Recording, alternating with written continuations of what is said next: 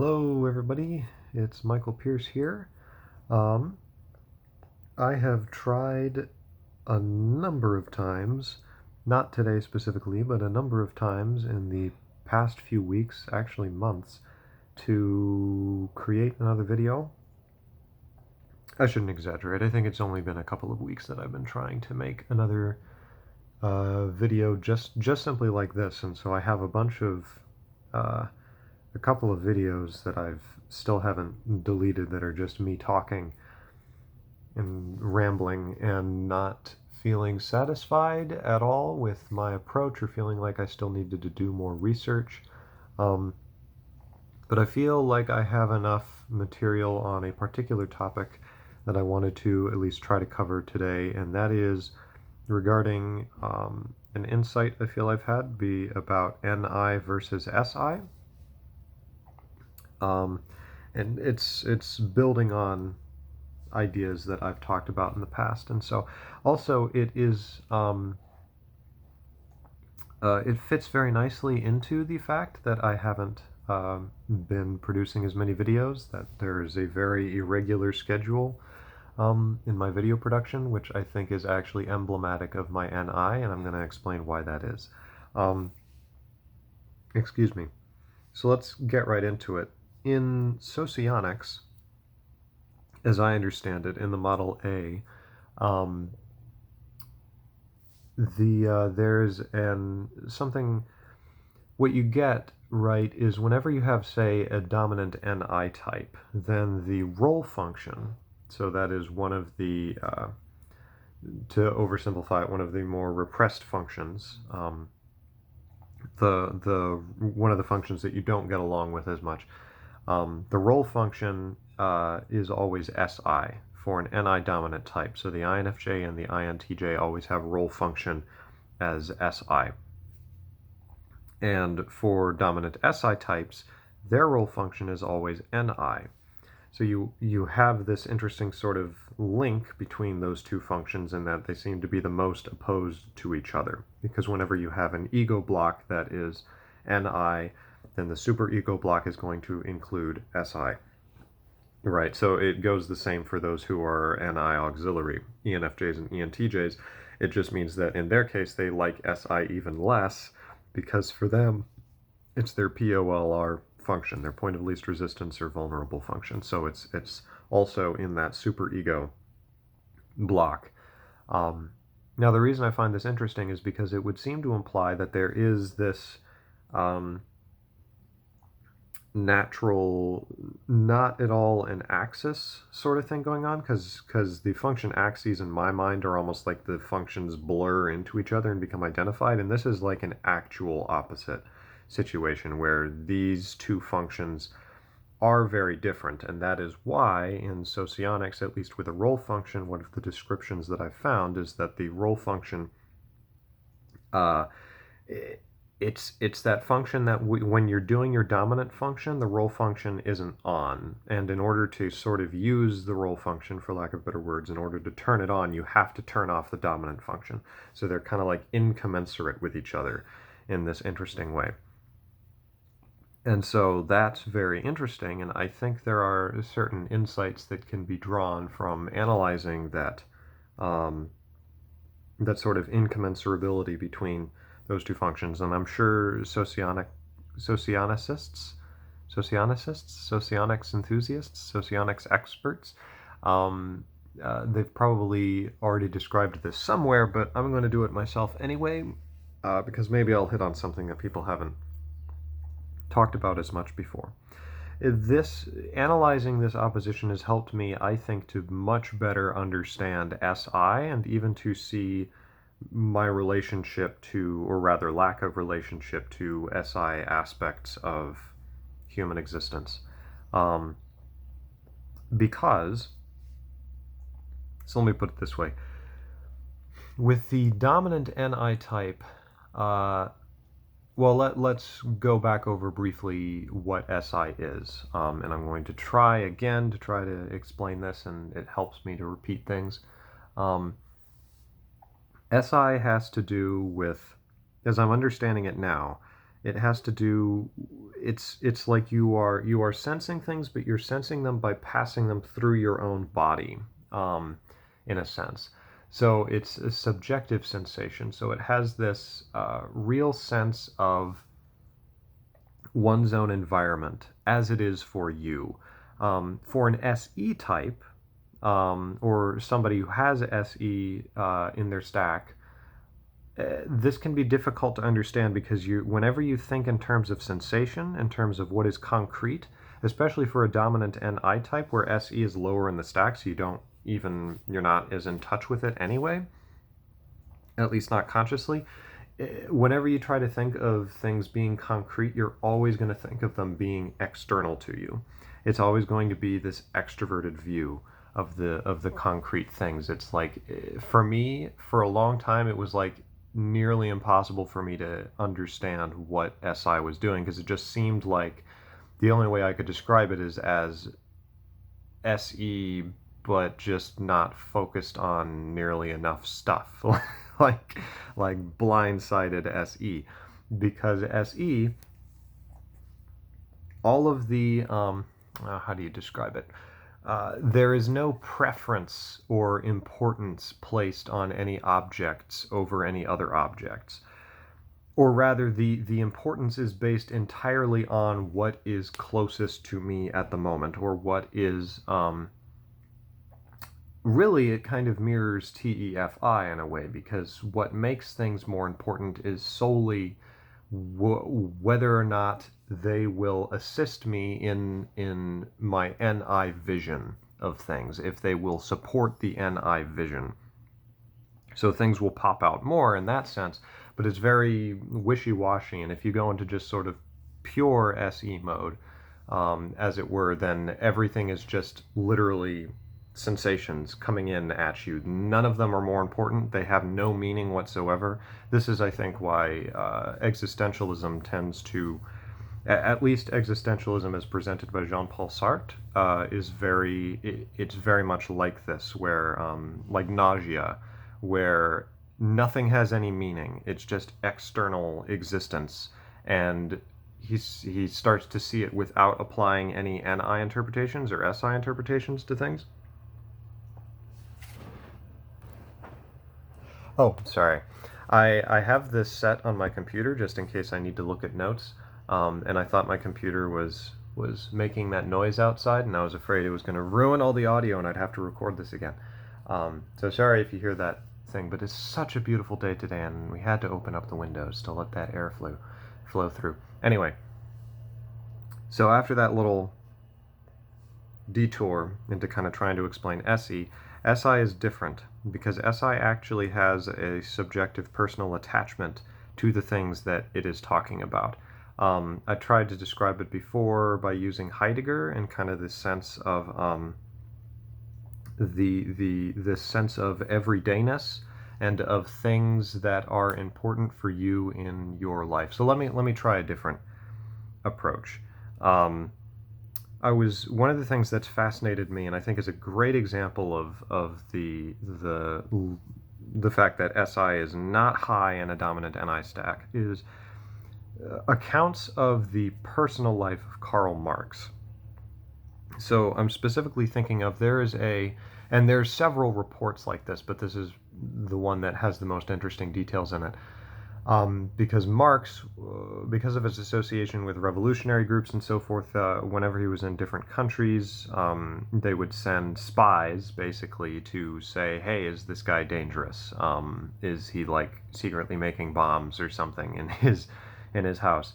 Do we need to worry about him? And so while he was in Prussia, a Prussian spy documented about him, and reported some very interesting things. So Marx was in abject poverty, but he does not, assuming the reports are to be believed, which I don't see why not, because they strike me as very objective. He did not make a whole lot of steps to, despite the poverty, to improve the way his house looked. He seems to have let it go to complete neglect because he didn't care. He was focused on his work, right? And so I mean, the description is that basically his house is just completely trashed.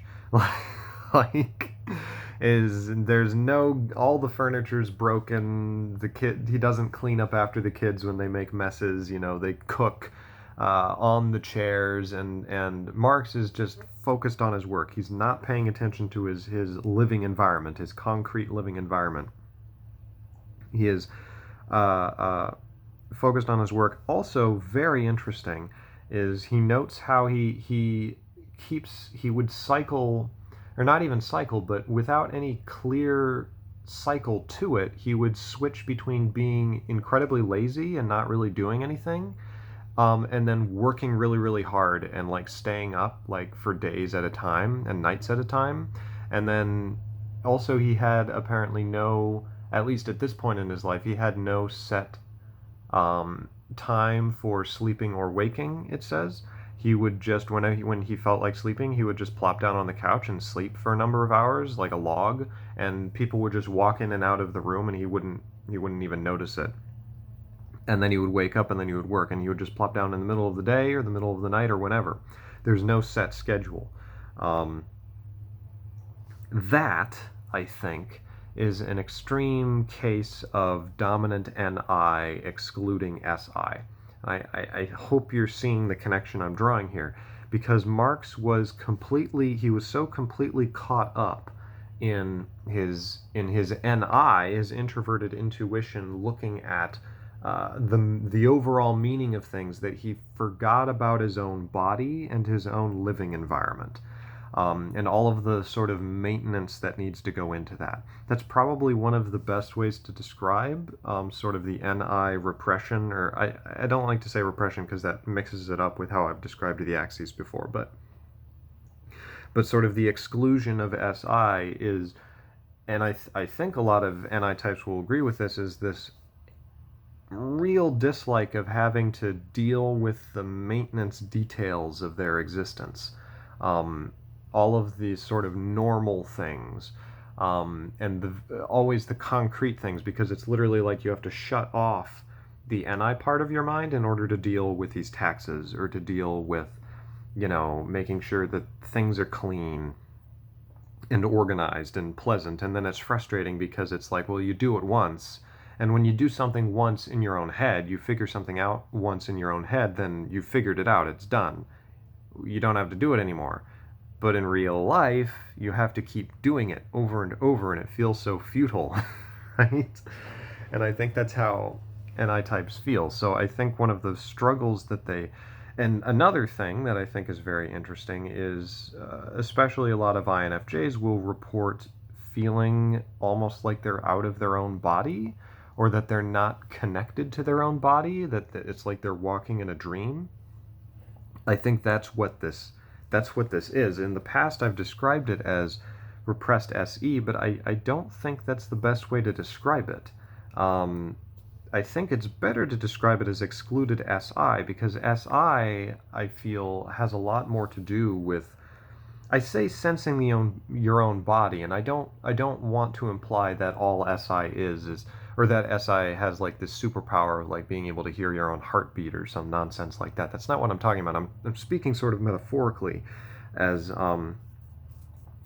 and it's almost been difficult for me to make this realization because of how alienated I was from my own body, that I just took it completely for granted and didn't want to have to deal with it in a way. It's kind of like John Carter in A Princess from Mars, if you've ever read that. It's Edgar Rice Burroughs. And so the story is, there's this cowboy basically, and he's out in like the middle of nowhere in the Old West, and he and his mining buddy get attacked by Indians. The Indians kidnap the mining buddy. They end up killing the mining buddy. He goes and tries to save him. He fights the Indians. He gets deathly wounded, and falls down on the ground. And then he looks up at the stars, and he reaches out towards the stars. And then he basically astral project. The implication is that because he's this warrior, he astral projects himself to the planet Mars because Mars is the warrior planet, and then the story begins. It's awesome. It's a fascinating little sort of fantasy sort of sequence. But that notion of this reaching up to the stars and just like leaving your body and this regular everyday existence behind and just flying out into like the depths of space to see amazing things, I think is a very NI kind of idea. In fact, it would probably be far more directly NI if he didn't go and enter another body on Mars, but he just like went on like a Dante's journey, right? Like Dante doesn't really directly participate. He's always on the outside, sort of looking in on the things that are happening. I think that's more of an INFJ thing because there's the INTJ is more likely to have a sense of wanting to actually change things. Like an INTJ in Dante's Inferno would probably try to like take over it or something, which would be fascinating to watch. Not necessarily really, but there's kind of that detachment, and it's a detachment. It's essentially a detachment from one's own body and one's own body participating in the world of things and of, like I keep saying, one's own environment. Because in SI, I believe, you see this especially in Heidegger. He's kind of like, listen, it's not just your own physical body. Like, your body uses tools and like it makes a space for itself. It cleans its room. It makes this room space that it lives in, and the room is an extension of your body. Maybe a better way to put it wouldn't just be body, but being, which is how Heidegger puts it, because that implies all the things that you concretely are doing, right? Excuse me, this sense of not just you, but your clothes, your room, your relationships even, to a certain degree. And so that is why the dominant SI type will be generally, depending on other factors, I suppose, they will have much more of a sense of what that being is, of the space they occupy, and how does the space look, and is it looking the way that I want, and they'll have, and not just necessarily the space, but whatever they consider the part of their being to be. And so that's why you'll get more of a sense of routine or a sense of duty or a sense of conscientiousness, because that's what they're focused more on. They are more focused on all the little things that NI finds boring and to be, quote, details, but of course are important for their health, you know. And so with NI, you get this sense of them almost continually floating away and forgetting that they are still tied to their body. And so now, yeah, and not to say that anytime that you see somebody who is like not the once again, you can't do behaviorism, because I do believe Einstein was an NTP of some sort. I'm inclined to say INTP. Some people argue ENTP. And so just because he had some disorganization and crazy hair and everything doesn't necessarily mean he's an I-type. And that's why I wanted to mention also that I've in the past described NE as being the, quote, disorganized one. And I do think that's true, because the SI is still lower, but I don't want to conflate SI with organization, because SI isn't necessarily organization. It's just this sense of one's own being. So and that is the more important thing. The NI type, as Jung describes, often forgets about itself in the visions that it sort of has. The NI type will forget that it itself is an actor in the equation, because the NI type is always trying to see things. It's seeing out from itself, and so it forgets that it itself is the perceiver. The self kind of shrinks down to an infinitesimal point, just sort of like a theoretical abstract in a certain sense. Whereas when Si is there, there's more of a sense of, like with Kant, one way to look at Kant is that he's emphasizing the self until the self literally engulfs all of existence, because everything becomes just phenomenon for a self. And you can interpret a lot of, and with ENTPs you'll still see this, with the insistence on looking at things through the point of view of my own body and of the conditions that limit my ability to see things. And so, in kind of an interesting, ironic twist, and I've been thinking about this, it's almost like the contextual type, contextuality, it's pushing outwards, and so as a result, the ego is rapidly diminishing. So it actually forgets about its own ego and achieves what in the past I've described the universalist type as trying to achieve, where the universalist type is trying to spread themselves thin across the whole universe or achieve this Archimedean point. It's actually a little more complex than that, because the contextual type, in a sense, does achieve that. That's why I actually feel like I need to retract my statement before that the contextual type, or the universal type, is the more, quote, Buddhist type. As some people were like, no, some people actually said it's the other way around. And I'm seeing where that's coming from, because the contextual type is literally trying to forget that they have a self and push their... I don't want to say they're forgetting they have a self. It's that they're trying to expel their own material onto everything else so that everything else becomes a manifestation of themselves. That's how I interpret Marx and Hegel, as essentially trying to make the entire universe into like an expression of themselves. They want things to be as easy as moving my own arm, to be under my own control of my will. But the thing is, so you're trying to turn the whole universe into your will, in a sense.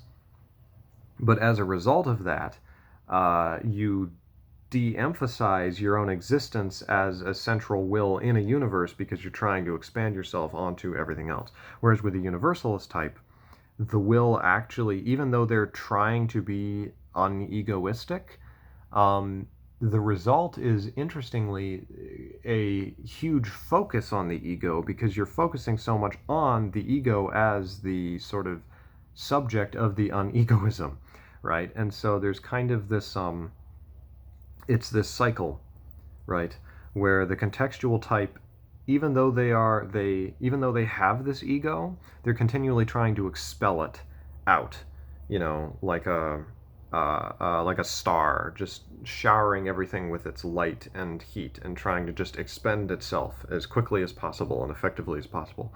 Whereas the universalist type, even they don't have nearly as large of an ego, but the ego is growing, because they're trying to, they're allowing everything around them to not impose upon them, but inform them in their thinking about things. And so sort of that's the interesting paradox, right, is that the contextual type, it has the larger ego, but it's trying to forget that it has one. Whereas the universalist type wants to forget it has an ego, but is being reminded of it. I didn't explain that very well, but I think you get the idea. Now I need to get back on track. How did I get off onto that? Well, I was talking about Ni and Si in this notion. So, for instance, in the past I've talked about this in the one Heidegger video, or the Heidegger and Si video ramble. I talked about Si as having to do with this sense of the, quote, human condition, or of the idea that there is like a general universal human state. that were all linked in that way. And I remember my argument with the professor over the character of Achilles. I can't remember if I mentioned this specifically, but the one humanities professor who was analyzing the Iliad in terms of the human condition, and I was just like, there is no human condition. Like, what are you talking about?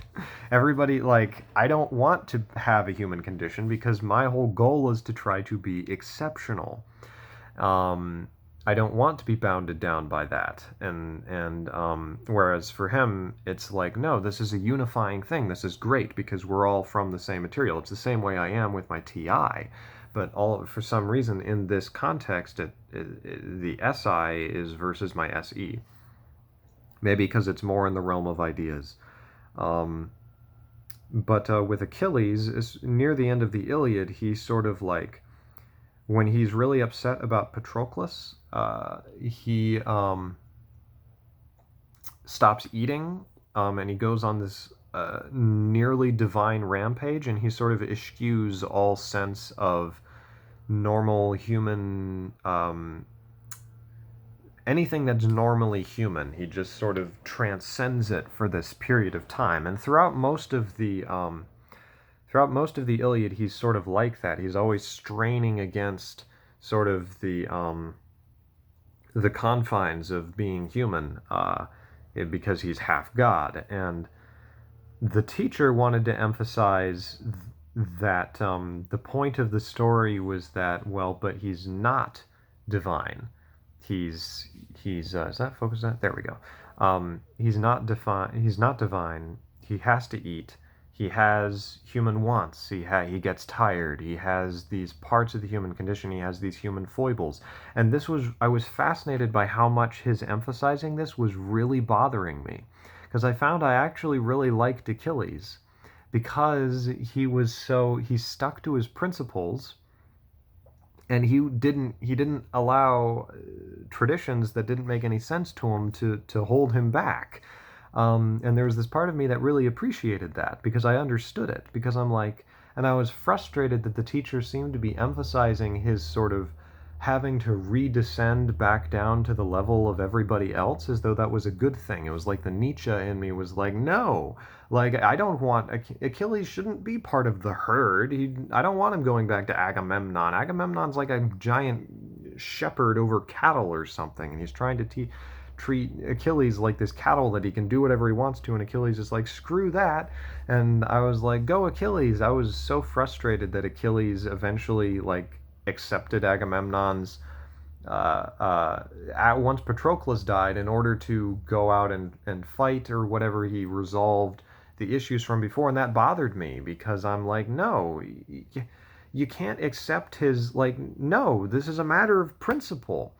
Why are you accepting the gifts from Agamemnon as though everything's okay? Agamemnon was literally saying, no, you don't get to keep what I already gave you because I did something stupid. And I know there's cultural things, and I'm not here to get into an argument about that, but I was on Achilles' side, and so I was interested by this fact that I didn't like this idea he was being dragged down, and I think that is an NI-SE thing. I see that you see it in SE types just as much as in NI types, just as more extroverted with them, where they go out and they will act in a sense as though they are like semi-godlike when they really get on a rampage. I think that's how it can appear to an SI type, because they'll just say things, or they will do things, or they will presume things without even thinking about it, and just sort of assuming that other people will match them in that.